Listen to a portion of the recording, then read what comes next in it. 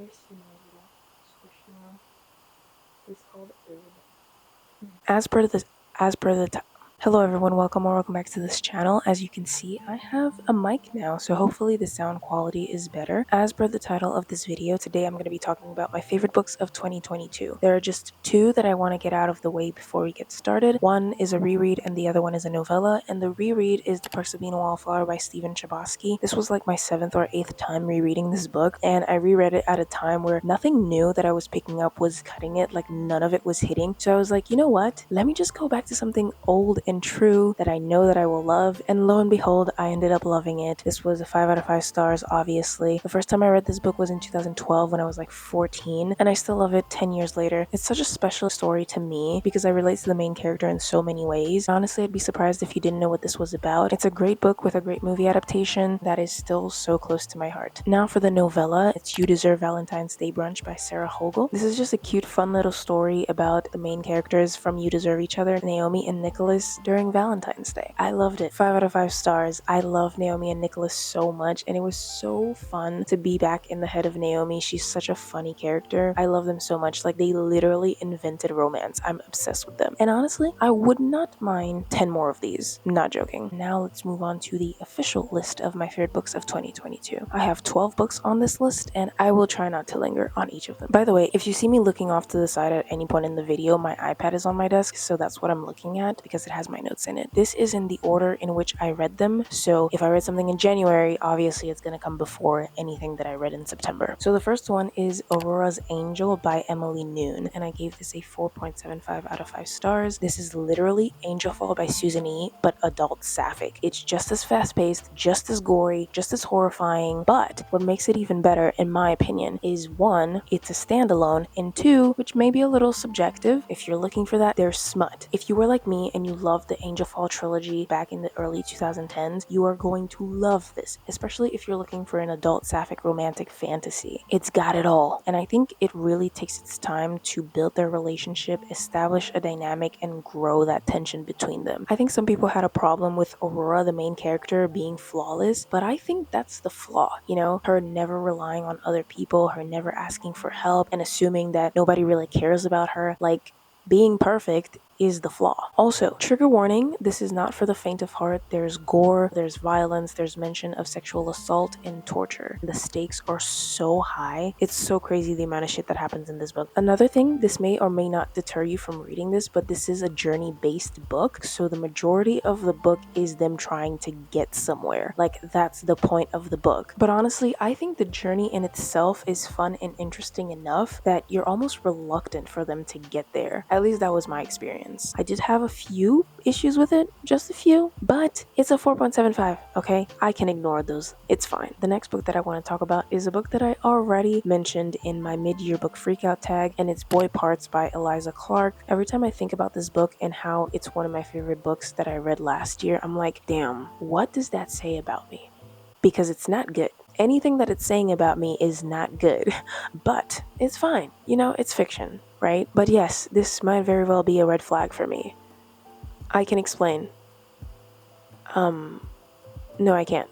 I can't explain it. I'm sorry. But I love this book. To me, it was just fascinating being in the head of this character. My brain, while I was reading this, was like, I need to examine and study this character under a microscope. This is pretty much about a woman slowly going insane. Read it at your own risk. Again, I'm not going to recommend it to anyone because it's very fucked up. Lots of people say that the main character is basically like a female Patrick Bateman, and I agree, except I think she's worse. Now, I've never read American Psycho, and I've only seen the movie, but I really do think that the main character in Boy Parts is just so much worse. Also, any trigger warning that you can think of, assume that it's in there. The next book that I have on my list is Icebreaker by A.L. Graziadei. I think that's how you pronounce it, and I gave this a 4.75 out of 5 stars. I also talked about this in my mid-year book freakout tag. This book is so underrated, especially now that there's another book called Icebreaker that came out after it, and everybody's talking about that one instead of this one. And I'm like, wait, no, read this one too. Icebreaker is is about Mickey, a short bisexual male hockey player dealing with depression and anxiety with a good old sports rivals to lovers plot. If you're looking for that short male bisexual rep, there you have it.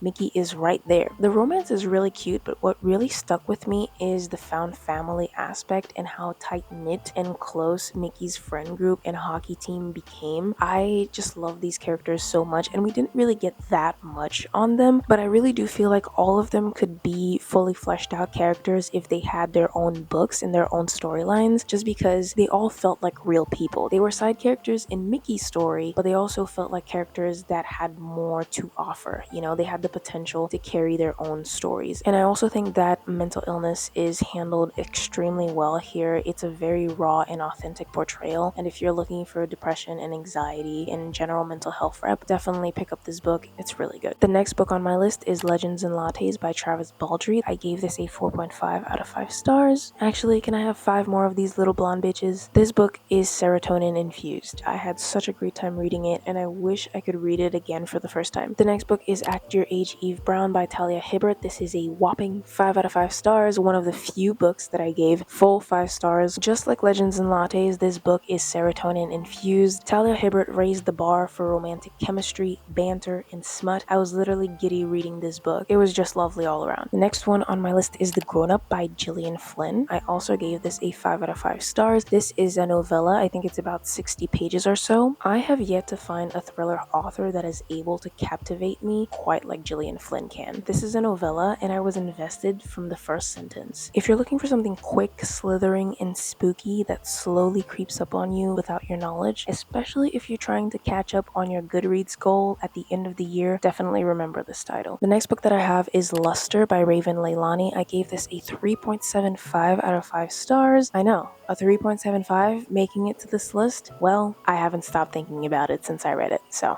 that's why it's on this list. It's a 3.75, but I did round it up on Goodreads, so it's technically like a 4 stars. Imagine if the entire Control album by SZA was a book, mainly Pretty Little Bird and Normal Girl. If you're a lit fit girly and you still haven't read this book, what are you doing? Go read it. Go.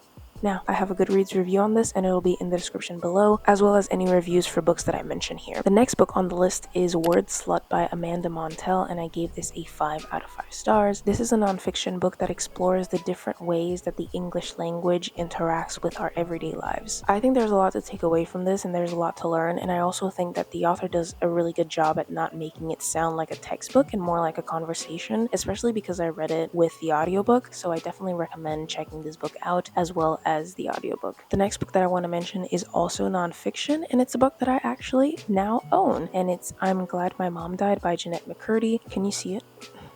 This is Jeanette McCurdy's memoir. It talks about Jeanette McCurdy's experience as a child actor and also her relationship with her abusive mother. Trigger warning for child abuse, alcohol abuse, eating disorders, probably more. The chapters are short and quick, and the tone of this book is very humorously dry and matter of fact, which I think makes it easier to digest. It's a lot of hard topics tackled in here, and I think the "this is what it is" approach of the writing worked really well here. You know the drill. My battery died, so if the angle is different, that's why. But I was talking about this book. I was saying that this is such an important piece of media, and I definitely recommend everyone to pick this up. We only have 3 more books left on this list. So number 10 is They Never Learned by Lane Fargo. This was a 5 out of 5 stars. This is a Jennifer's Body and Killing Eve slay. Let me tell you, you know the drill. I don't believe in the glorification of murder, but I do believe in the empowerment of women. Not only do I support women's rights, I also support women's wrongs. This was just pure fun. This is what A Certain Hunger thought it was doing. Dorothy Daniels, you'll never be her. Deciding to kill a man because he doesn't want to have sex with you anymore is not girl boss. It's giving femcel. I'm sorry, it is. It's not my type of femcel, you know? Maybe boy parts. You know, boy parts is a femcel that I can handle. At least she was interesting. She was great. I wanted to study her. Dorothy was just old and boring. She was just a washed up hag. But anyways, this is not about A Certain Hunger. It'll get its own video. They Never Learn is pretty much about women killing men.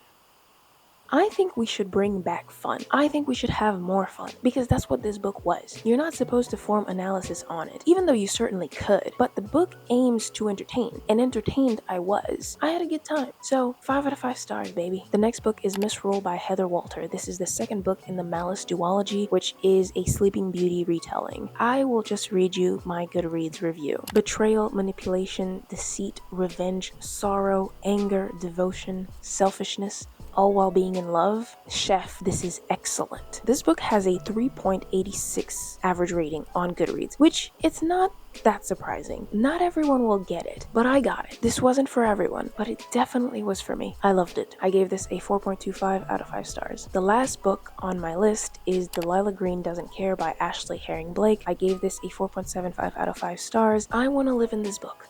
I want what these people have. This is how you write a romance with characters with an initial attraction to each other without making it insta-love. And I Am Looking at You, Kiss Her Once for Me by, what's her name? Alice Cochran?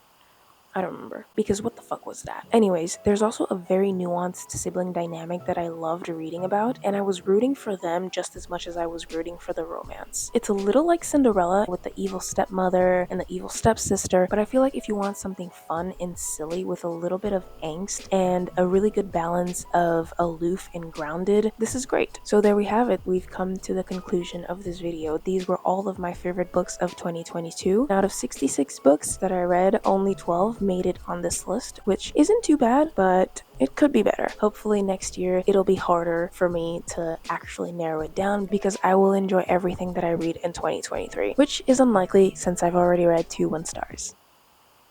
So, but it's okay. The year just started. I'm still feeling hopeful and optimistic. I still have 11 more months to go. Yeah, that's it for this video. I hope you enjoyed. Let me know what your favorite books of 2022 were, and I will see you all in the next video.